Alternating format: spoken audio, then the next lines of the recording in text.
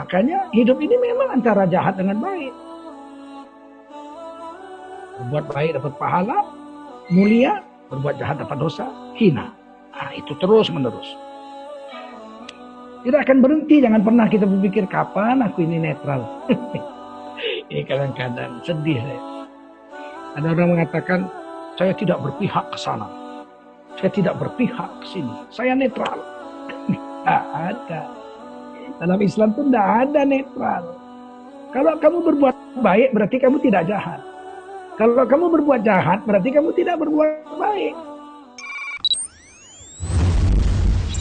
A'udzu billahi minasy syaithanir rajim. Bismillahirrahmanirrahim. Wa ta'awanu 'alal birri wat taqwa wa la ta'awanu 'alal itsmi wal 'udwan. Wattaqullah innallaha syadidul 'iqab. Qala Rasulullah sallallahu alaihi wasallam, man shoma Ramadan imanan wa ihtisaban, ghufira lahu ma taqaddama min dzambih. Baginda Rasul bersabda, siapa yang berpuasa di bulan Ramadan didorong oleh rasa iman dan ikhlas menjaga dirinya daripada maksiat-maksiat, menjaga anggota panca inderanya dari maksiat, maka Allah ampuni dosa-dosanya seumur hidup yang telah lalu. Shadaqallahul azim wa sadaqa rasuluhun nabiyul karim wa nahnu ala dzalika minasyahidin wasyakirin walhamdulillahi rabbil alamin. Ananda Jimmy dan seluruh jamaah pengajian online Muntakhab Hadis yang dimuliakan Allah SWT. Wajiblah kita bersyukur pada Allah SWT. Salawat dan salam kita sampaikan untuk baginda Rasulullah SAW. Kita akan bacakan hadis nomor 73 dari kitab Muntakhab Hadis. Bismillahirrahmanirrahim. An Abdullah bin Mas'ud radhiyallahu anhu. Dari Abdullah bin Mas'ud radhiyallahu anhu. Siapa beliau? Abdullah bin Mas'ud radhiyallahu anhu ini digelar Abu Abdurrahman. Beliau itu diantar ibunya untuk berkhidmat juga kepada Nabi dan mengaji kepada Nabi. Beliau badannya kecil, ya, kakinya kecil, tapi solehnya bukan main. Dari 4 orang ahli Quran di zaman Rasul, jadi kalau kita punya sanad Al-Quran, belajar Quran kan nanti khatam diberi sanad. Saya dapat sanadnya dari Syekh Az-Zuhri Abdul Rauf, guru saya. Alhamdulillah, Al-Hafiz, beliau ahli qiraat 10. Saudara seperguruan beliau lebih senior umurnya, wafat lebih dulu, yaitu mufti kerajaan Sri Indrapura di Indrapura, Sumatera Utara. Saya sudah berziarah ke kubur beliau, sudah jumpa cucu beliau, sudah dapat kopi kitab karangan beliau dalam bahasa Arab. Beliau ahli qiraat 10, namanya Syekh Muhammad Zain, mufti dari kerajaan Indrapura yang ada di Indrapura, Sumatera Utara. Guru mereka berdua, beliau berdua ini adalah Ahmad Hijazi di Makkah. Raisul Qurra di Makkah Al-Mukarramah. Jadi ijazah kami biasanya begitu. Dari Syekh Az-Zuhri Abdul Rauf, dari Ahmad Hijazi, terus dari gurunya, terus ditulis nama-namanya itu namanya sanad, sampai kepada 4 sahabat Nabi. Salah satunya Abdullah bin Mas'ud radhiyallahu anhu, atau Ubay bin Ka'ab, atau Abu Musa al-Ash'ari, atau satu lagi Salim Maula Hudzaifah radhiyallahu anhu. Ini 4 ahli Quran di zaman Rasul. Biasanya orang-orang yang belajar Quran bersanad, sanadnya sampai ke sana. Dan saya sudah baca kitab sanad saya, memang sampai ke sana. Dari Abdullah bin Mas'ud, dari Salim Maula Hudzaifah radhiyallahu anhu, dari Ubay bin Ka'ab, dan satu lagi dari Abu Musa al-Ash'ari radhiyallahu anhu. Nah, kelebihan Abdullah bin Mas'ud radhiyallahu anhu ini sangat menjaga mulut untuk tidak bicara aib orang. Sehingga semua amal ibadah beliau tidak ada yang terbakar. Bergunjing itu membakar amal seperti rumput yang dimakan oleh api habis. Artinya yang terbakar itu bukan hanya yang digunjingkan itu dapat dosa. Yang digunjingkan menimbulkan dosa, ya, dosa gunjing. Tapi amal ibadah yang sudah tersimpan di catatan amal, tabungan amal kita, khazanah amaliyah kita, itu terbakar. Abdullah bin Mas'ud radhiyallahu anhu, beliau sangat menjaga ini. Sehingga beliau itu amal ibadahnya nggak berapa banyak. Dibanding sahabat yang lain-lain, kadang-kadang lebih abid, lebih ahli ibadah yang lain. Tapi beliau amalnya tersimpan baik, nggak ada yang terbakar. Ini kelebihan Sayyidina Abdullah bin Mas'ud radhiyallahu anhu. Beliau miskin, tidak kaya, tidak pandai mencari duit, tapi istri beliau orang kaya. Kalau beliau membeli belanja, memberikan belanja, uang belanja dengan keringat beliau, nggak berapa cukup lah. Sehingga satu hari istri beliau bertanya kepada Rasulullah SAW, ya Rasul, suami saya tuh kalau memberikan uang belanja sedikit, nggak cukup untuk kami sekeluarga. Karena beliau memang miskin. Tapi saya orang kaya ya Rasul, saya banyak uang, banyak harta. Bolehkah saya bersedekah diam-diam agar harga diri suami saya itu tidak berkurang di hadapan saya, sehingga dia tetap merasa yakin dengan dirinya. Inilah istri solehah ya. Saya kepingin uang belanjanya itu saya tambahi dengan uang saya diam-diam, sehingga makanan kami sehari-hari cukup, sederhana tapi cukup. Tapi saya sedekahi dengan harta saya diam-diam. Saya tidak mau sedekah saya diketahui oleh suami saya. Tapi saya ingin bertanya kepada engkau ya Rasul, dapatkah saya pahala dari sedekah diam-diam untuk suami saya ini, menjaga harga diri suami saya di hadapan saya dan anak-anaknya. Rasulullah mengatakan, falaki misla ini. Kamu dapat 2 kali lipat pahala lebih besar dibanding kamu bersedekah kepada orang miskin. Masya Allah. Bersedekah kepada orang miskin itu pahalanya 700 kali lipat. 700 kali lipat. Mathalul ladzina yunfiquna amwalahum fi sabilillahi kamathali habbah ambatat sab'a sanabil fi kulli sumbulatin mi'atu habbah. Perumpamaan orang yang mensedekahkan, mendermakan hartanya di jalan Allah, menginfakkan hartanya di jalan Allah, itu seperti menanam 1 biji di dalam tanah.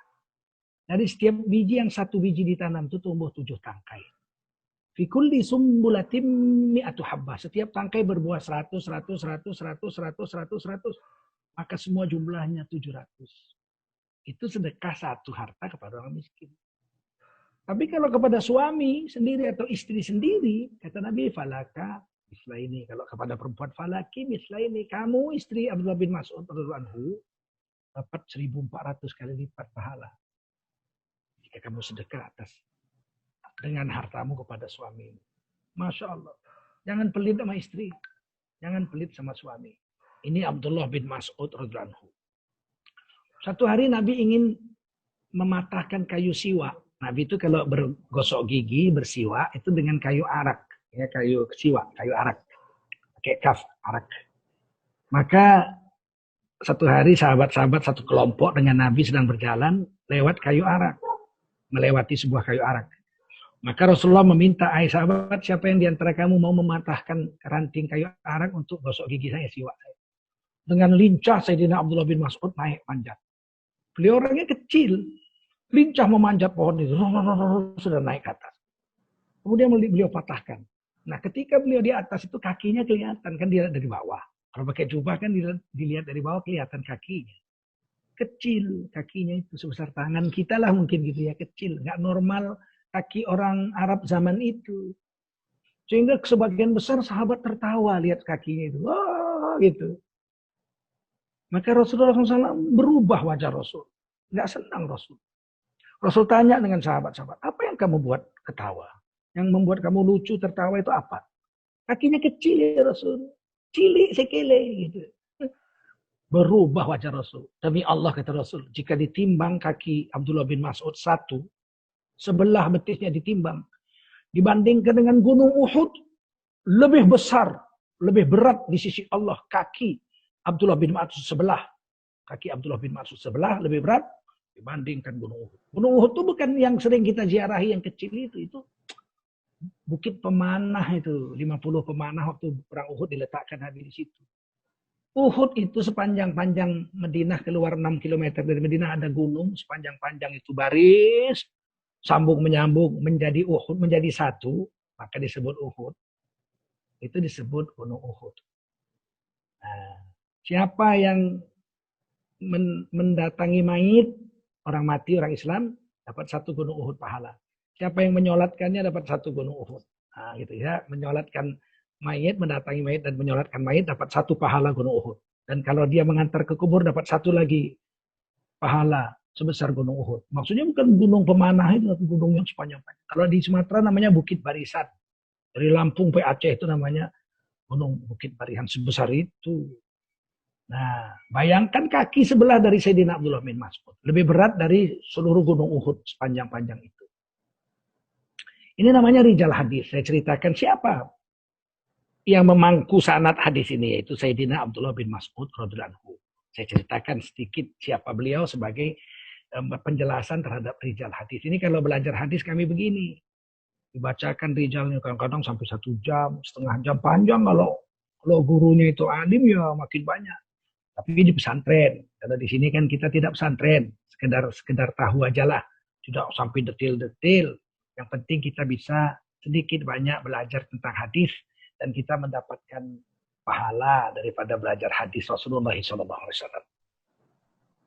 An Abdullah bin Mas'ud radhiyallahu anhu qala, daripada Sayyidina Abdullah bin Mas'ud ahli Quran zaman Rasulullah SAW, bahwasanya beliau telah berkata, qala Rasulullah sallallahu alaihi wasallam.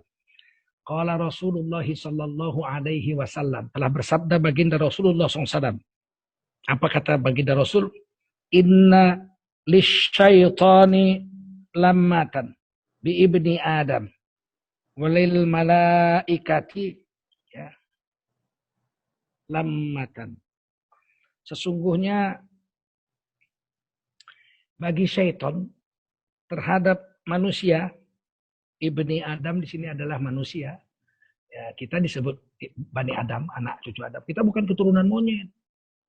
Kita keturunan Nabi Adam. Kita disebut Bani Adam, anak cucu Adam. Jadi sesungguhnya bagi setan itu anak cucu iblis. Ya, ada nama-namanya juga, sebagian ditulis Akwar misalnya.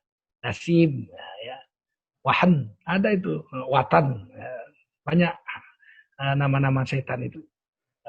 Dasim itu promotor tinju. Suami istri berantem di rumah tangga itu Dasim yang goda. Akwar itu yang menggoda orang untuk melihat lawan jenis. Suka lihat lawan jenis, aurat orang. Dan sebagainya. Bagi setan itu, pada diri anak Adam itu ada bisikan. Dia punya hak untuk memberi bisikan kepada hati anak Adam. Walil malaki lamatan. Juga malaikat juga punya hak bisa membisikkan kepada hati anak Adam. Jadi di dalam hati anak Adam manusia kita ini ada 2 bisikan. 1 bisikan setan, 1 bisikan malaikat. 2. Ada orang yang dibisiki malaikat aja, nggak ada bisikan setan, nggak ada. Atau bisikan setan aja, nggak ada bisikan malaikat. Kalau namanya manusia mesti ada 2 bisikan. Ya. Bisikan setan dan bisikan malaikat. Fa'amma lammatus syaitani fa'i'adun bisyarri wa takdzibun bil haqq. Adapun bisikan setan itu ciri-cirinya fa'i'adun bisyarri, menyerukan kepada kejahatan, ya, ke peristiwa-peristiwa, ada hal-hal yang buruk-buruk, ya.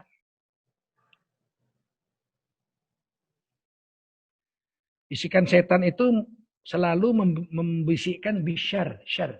Syar itu yang jelek-jelek, yang jahat-jahat. Ya. Kemudian watakdzibul haq, ya, kemudian bisikannya itu adalah watakdzibun bil haqqi, mendustakan kebenaran. Jadi setan itu begitu. Kalau yang benar-benar dia nggak mau. Oh, salah tuh. Sholat buat apa sholat? Sedekah buat apa sedekah? Ini zaman COVID-19, sedekah dong. Kata malaikat, sedekah. Ini zaman COVID-19, ada wabah. Setan bilang jangan, nanti kamu bangkrut. Kamu juga perlu. Kalau COVID ini sebulan, kalau COVID ini setahun, kamu makan apa? Itu bisikan setan. Lebih bagus kau simpen duitnya. Kau simpen, jangan sedekah kamu. Ini bisikan setan. Kalau bisikan malaikat, sedekah aja. Nanti kan Allah bagi lagi yang lain. Masa kamu mau makan semua? Itu, ayo bagi baik. Nanti Allah baik sama kamu. Ini bisikan malaikat. Ini bertempur ini di hatinya anak Adam. Bertempur di hatinya anak Adam. Wa takdzibun bil haqqi, bisikan setan itu mendustakan kebenaran. Nggak betul itu. Begitu. Kalau ada dengar ceramah, nggak betul itu. Disuruh kita misalnya kumpul duit untuk umroh. Lebih bagus duitnya untuk beli mobil baru, Android baru. Kita harus melihat dunia. Jangan sampai HP kita jadul. Kita nggak melihat dunia. Pokoknya bisikan-bisikannya itu mendustakan kebenaran. Dikatakan Allah dan Rasulnya wajib diikut. Wah, ini zaman modern. Dikit-dikit bawa Allah, dikit-dikit bawa Rasul. Kita ini juga hidup bernegara. Kita harus bawa yang lain. Pokoknya ini bisikan-bisikan setan. Ya, mendustakan kebenaran. Wa amma, adapun lamatul malak, adapun bisikan malaikat, fa'i'adun bil khairi wa tasdiqun bil haqqi. Biasanya bisikan malaikat itu adalah mengajak atau menyeru kepada kebaikan. Supaya kita buat yang baik. Pagi-pagi bangun, sholat subuh. Itu bisikan malaikat. Habis subuh zikir daripada tidur lagi. Ini bisikan malaikat. Ini dapat rezeki nih bagi-bagi. Jangan makan sendiri. Supaya kamu dapat pahala makan berjemaah dan kamu dapat pahala orang yang kamu sedekah itu seharian. Pokoknya yang baik-baik lah.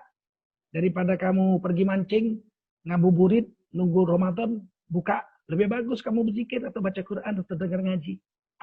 Ini.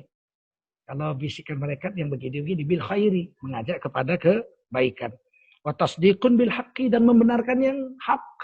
Al haqqu min rabbik, yang benar itu dari Allah. Wa la takunanna minal mumtarin. Kamu jangan termasuk orang yang ngeles, menghindar diri atau berpaling dari kebenaran yang datang. Ini perang. Makanya kalau kita mau merasakan bisikan syaitan itu atau bisikan malaikat, kita berbuat jahat. Ada bisikan berbuat jahat, bukan kita melakukan kejahatan. Ada HP orang terletak, lihat gak ada orang, mau mencuri. Itu bertempur itu. Setan bilang, ambil, itu mahal tuh. Itu Masya Allah, itu S10 tuh. Mahal, ambil. Gak ada orang, ambil. Kemudian ada yang mengatakan di hati kita, jangan. Itu mencuri, jangan. Kamu ambil, kamu serahkan kepada merbot masjid. Nanti diumumkan hari Jumat atau hari sholat. Waktu sholat ada HP ketinggalan. Begitu, jangan. Berperang. Kalau setan menang, kita curi. Kalau malaikat menang, kita tidak mencuri. Malaikat kiraman katibin standby menulis. Begitu dicuri, dihitung mencuri satu HP. Begitu nggak jadi, diambil itu HP. Malaikat belum tulis. Begitu HP diserahkan kepada pengurus masjid untuk diumumkan ada HP ketinggalan di masjid, malaikat tulis 10 pahala kebaikan. Manja abil hasanati falahu asyram salihah. Katibin nulis 10 kebaikan. Bisikan malaikat rahmat dan bisikan syaitan terus menerus bertengkar di dalam hati kita. Mana yang menang tergantung taufik dari Allah dan tergantung kekuatan iman dan tergantung akal kita. Mau nggak kita memilih berbuat jahat, berdosa, berbuat baik, berpahala. Hidup ini bukan hanya pahala dan dosa. Iya, tapi pahala dan dosa itu menyebabkan kamu nanti selamat di timbangan amal di akhirat. Kalau kita jahat terus melulu jahat, besar dosa dari pahala, akhirat celaka. Fa'amman sakulat mawazinuhu fahuwa fi 'ishatir radiyah. Kalau timbang amal lebih banyak jahat, ya apa boleh buat? Kamu masuk neraka. Kalau lebih banyak baiknya, kamu masuk surga. Wa amma man khaffat mawazinuhu fa ummuhu hawiyah wa ma adraka ma hiya narun hamiyah. Lebih banyak jahatmu, kau masuk neraka. Lebih banyak baikmu, kau masuk surga. Makanya hidup ini memang antara jahat dengan baik. Berbuat baik dapat pahala, mulia. Berbuat jahat dapat dosa, hina. Itu terus menerus. Tidak akan berhenti, jangan pernah kita berpikir kapan aku ini netral. Ini kadang-kadang sedih saya. Ada orang mengatakan, saya tidak berpihak ke sana.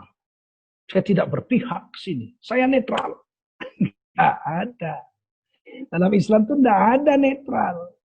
Kalau kamu berbuat baik, berarti kamu tidak jahat. Kalau kamu berbuat jahat, berarti kamu tidak berbuat baik. Saya tengah-tengah. Saya nggak jahat, nggak baik. Bagaimana cara tidur lah? Kata Nabi, orang tidur selamat. Dia tidak berbuat jahat, dia tidak berbuat baik. Tapi nggak dapat pahala. Terus ada kejahatan di depan mata kita. Ada orang memukuli anak kecil. Dipukuli. Anak kecil itu minta tolong sama kita. Kita bilang, saya netral. Tidak berpihak kepada anak kecil, tidak berpihak kepada yang memukulinya. Kita berdosa karena membiarkan kezaliman. Man ra'a minkum munkaran falyughayyirhu biyadihi. Siapa melihat kemungkaran, wajib ditukar dengan tangan. Jadi nggak bisa itu netral begitu. Sekarang ini banyak orang cari selamat, anak-anakku, saudara-saudaraku. Yang penting selamat dah dia macam adem. Yang penting selamat. Tidak bisa. Dalam Islam ini kalau kemungkaran ada depan kita, ya kita minimal paling lemah hati benci.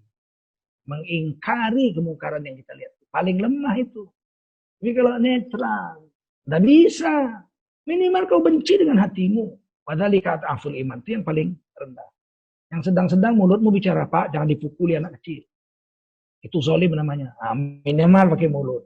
Mulut nggak berani, hati benci. Netral tidak boleh. Apalagi berpihak kepada kezaliman. Man masya ma'a zalim liyu'inahu wa huwa ya'lamu annahu zalim faqad kharaja minal Islam.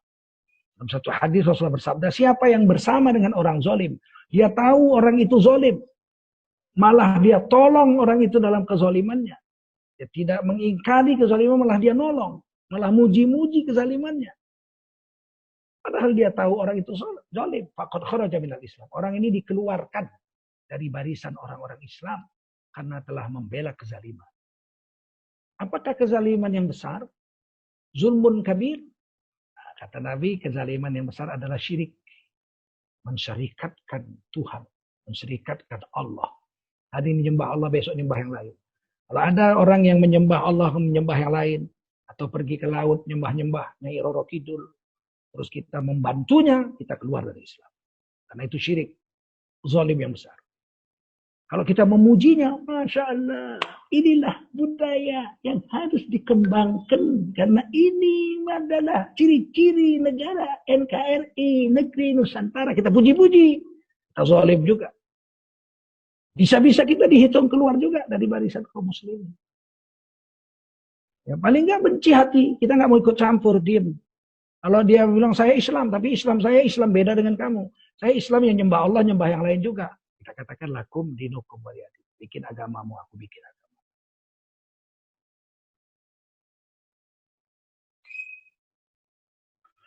Aman wajada dzalika falya'lam annahu minallahi falyahmadillah. Orang siapa yang mendapatkan bisikan untuk berbuat baik dan membenarkan kebenaran yang datangnya dari Allah, ketahuilah itu sesungguhnya adalah datangnya dari Allah. Falyahmadillah, maka pujilah Allah, ucapkan alhamdulillah. Wah. Jadi kalau hati kita masih ada bisikan-bisikan, ya Allah, bangunlah kamu. Ini sudah dekat-dekat subuh. Tahajudlah kamu. Tahajudlah kamu, bangunlah. Lawan ngantukmu. Kita bangun, masih ngantuk, lawan ngantukmu. Pergilah ke kamar mandi, wudhulah, sholatlah, walau 2 rakaat. Doakan bapak ibumu dikubur. Ucapkan, alhamdulillah, ternyata hatiku masih menampung bisikan malaikat yang datangnya dari Allah. Langsung ucapkan alhamdulillah. Setan lari. Begitu. Bangun, wudhu, sholat 2 rakaat. Walaupun cuma inna a'toina dengan wal asri na a'toina. Atau inna a'toina dengan qul huwallahu ayatnya. Tapi kita berhasil sholat 2 rakaat. Tahajud di ujung malam. Karena bisikan dari hati. Kita dengar dari malaikat itu. Tahajudlah. Walau 2 rakaat. Doakan ibu bapakmu dikubur. Ucapkan alhamdulillah. Ini adalah datang dari Allah. Puji, segala puji bagi Allah. Waman wajadal ukhra. Barang siapa yang mendapat bisikan kejahatan. Ayo, mainkan, nyolong, nyuri, nipu, zina, mabuk, macam-macam. Buat dosa. Jangan puasa, jangan sholat. lebih baik mancing, lebih baik nyolong, lebih baik berdusta. Dan dia tahu itu, maka ucapkan fal yata'awwadzu billah. Fal yata'awwadzu billahi minasyaitonir rajim. Kita tahu itu adalah bisikan dari setan, maka hendaklah dia membaca a'udzu billahi minasyaitonir rajim. Ucapkanlah, ya Allah, aku berlindung kepadamu. Maka minta perlindungan dari Allah. Allah bisa melihat setan, kita nggak bisa lihat setan. Setan bisa lihat kita nggak bisa lihat setan. Allah bisa lihat setan. Maka mintalah perlindungan kepada Allah Subhanahu Wa Taala. Di sini perintahnya, fal yata'awwadzu billah. Minta perlindunganlah kamu kepada Allah minasyaitonir rajim, daripada setan yang terlaknat, yang terkutuk, yang kena rajam. Tsumma qara'a. Kemudian bacalah ayat Quran. Asyaitanu ya'idukumul faqra wa ya'murukum bil fahsya. Al-Baqarah 268. Syaitan itu menyerukan kepadamu, menakuti kamu dengan perbuatan, dengan kemiskinan. Fakir lebih parah daripada miskin, ya. Fakir adalah lebih parah dari miskin. Ini Allah mengatakan ya'idukum, yaitu menakut-nakuti. Setan itu menakut-nakuti kamu dengan kefakiran. Kamu jangan sedekah, nanti bangkrut. Kamu jangan berbuat ini, nanti kamu rugi. Kamu jangan berbuat itu, nanti kamu miskin. Begitu. Jadi mereka itu selalu begitu, setan-setan itu. Nanti kamu bangkrut, nanti kamu miskin, nanti kamu susah. Kalau kamu sedekah hari ini, kalau COVID-19 ini berlaku sampai setahun, kamu makan apa setahun ini? Nakut-nakuti kita fakir. Padahal tidak benar. Orang yang menjalankan perintah Allah itu nggak pernah miskin. Saya dulu kecil-kecil, guru saya menjelaskan pada saya, orang yang sedekah itu tidak mungkin miskin. Nggak mungkin melarat. Saya lihat orang di restoran gitu, di tong sampah depan restoran, ngambil-ngambil nasi yang dibuang di restoran gitu. Maka saya datangi, itulah orang kecil yang masih anak-anak ya, kepingin tahu. Saya memang begitu dulu. Saya datangi, bang, abang kok ngambil nasi di tong sampah itu untuk apa? Untuk saya makan, saya lapar katanya. Masya Allah, dalam hati saya, dia lapar makan nasi yang dibuang. Makan nasi yang dibuang di tong sampah. Terus dia bilang, kenapa bang bisa jadi miskin begini? Makan nasi yang dibuang orang di tong sampah. Dia bilang apa? Saya dulu dek, jahat saya dulu dek. Saya dulu pemabuk. Yang lain-lain nanti saya dulu pencuri. Saya dulu durhaka sama ibu bapak saya. Hampir 100% yang saya tanya. Orang-orang yang melarat itu umumnya dulu adalah orang-orang jahat. Dan belum pernah saya mendapat jawaban, bang, abang kok ngambil nasi bekas di restoran ini mau abang makan? Ini kan penyakit kotor bang, udah dibuang, diambil. Belum pernah dia bilang, saya jadi miskin begini karena dulu saya rajin sedekah. Belum ada. Saya miskin begini ini melarat karena dulu saya naik haji nak, ngumpulin duit terus saya naik haji pulang jadi begini. Nggak ada, demi Allah belum saya jumpa.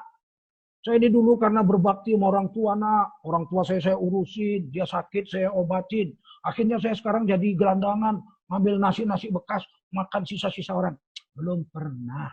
Umumnya yang melarat itu adalah orang-orang yang durhaka kepada Allah Subhanahu Wa Taala. Minimal nggak sholat. Itu yang pengalaman saya, entah kalau saudara mau tes, boleh tes. Minimal nggak sholat. Padahal abang kok begini ya, saya miskin. Dulu abang penjudi, tidak. Pencuri, tidak. Pernah saya tanya gitu. Durhaka sama orang tua, enggak. Kok abang jadi miskin begini? Ya nggak tahu, ini nasib saya. Sudah takdir. Katanya. Saya tanya, abang sholat enggak? Enggak. Nah itulah salahnya. Tidak sholat. Dia pikir kalau sholat, hilang waktunya, berkurang kesempatan dia untuk cari nafkah, cari makan. Itulah sholat. Padahal meninggalkan sholat dosa paling besar. Setelah syirik, musyrik kepada Allah, menduakan Allah, mensyirikatkan Allah, meninggalkan sholat adalah dosa paling besar. Wa ya'murukum bil fahsya, dan setan itu mengajak kamu berbuat fahsya. Apa itu fahsya? Kita sering dengar fahsya wal munkar. Fahsya itu dosa besar yang merugikan diri sendiri. Yang bilang ini Imam Ghazali dalam kitab Ihya. Sedangkan mungkar dosa besar yang merugikan orang. Bunuh diri itu dosa besar. Fahsya yang rugi saya sendiri, yang mati saya sendiri. Jangan bilang ini saya mau bunuh diri, jangan larang-larang. Itu hak saya. Yang mati saya sendiri. Itu fahsya, wajib dicegah. Kita itu disuruh fahsya apa? Inna sholata tanha 'anil fahsya'i wal munkar. Mencegah daripada perbuatan fahsya dan mencegah perbuatan munkar. Ngisap ganja itu fahsya, yang rugi saya sendiri, duit saya, yang mabuk saya, yang mati saya. Fahsya. Berzina, saya berzina suka sama suka, perempuannya mau saya mau. Gratis. Iya, tapi itu fahsya. Quran yang bilang, wala taqrabuz zina innahu kana fahishatan wa sa'a sabila. Jangan kau dekati zina. Zina itu fahsya, perbuatan dosa besar yang merugikan dirimu sendiri dan sejelek-jelek jalan. Adapun mungkar merugikan orang. Bunuh diri fahsya, membunuh orang mungkar. Satu nyawa kita bunuh tanpa hak, dosanya seperti membunuh 7,6 miliar manusia sedunia. Quran surah Al-Maidah ayat 32. Jual ganja, jual narkoba, mungkar. Membuat minuman keras, mungkar. Mabuk, fahsya. Jual minuman keras, mungkar. Nah, inilah yang diceritakan oleh Rasulullah SAW melalui Sayyidina Umar bin Abdullah bin Mas'ud radhiyallahu anhu. Hadis ini riwayat Imam Tirmidzi